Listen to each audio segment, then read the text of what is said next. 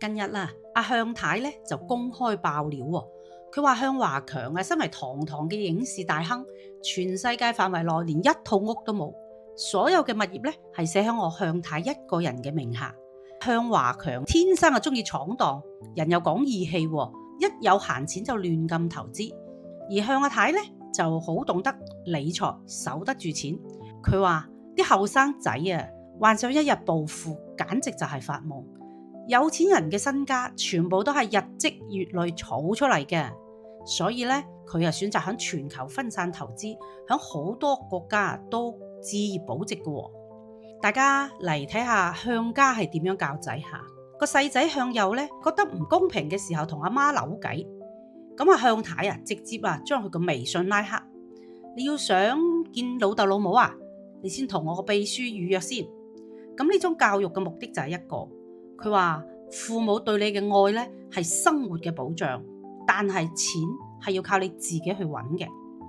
而向太喺北京、香港、台灣等地買咗12億新台幣嘅樓送俾個新抱，淨係寫郭碧婷一個人嘅名，而個仔向左只有居住權咋？點解會咁啊？第一咧，向太認可呢個新抱，話佢唔會亂使錢，比自己仲慳將啲資產放喺佢名下就係放心。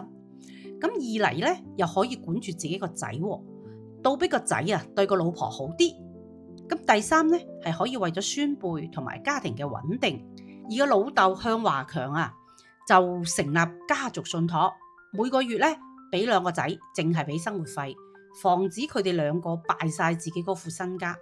總之咧，令兩個仔餓又餓唔死，彈又彈唔起，逼佢哋自力更生，自己出去闖蕩做富一代。佢話遺囑咧可以先立，但係財產唔可以先分。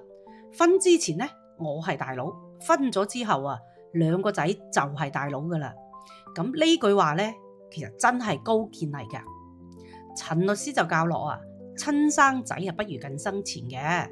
咁難得向家咧有咁嘅大智慧，係屬於咧非常之現實又極度理性嘅豪門家庭治理手段，做足風險隔離，咁用啲錢嚟鎖定嘅新抱，換嚟穩定嘅婚姻。咁而作為普通人嘅我哋，你覺得向太呢一種咁嘅觀念應唔應該學習呢？評論區講低你哋嘅諗法。我係專注財富傳承嘅中美跨境陳律師有咩唔明私信我有辦法可以令你富過三代㗎。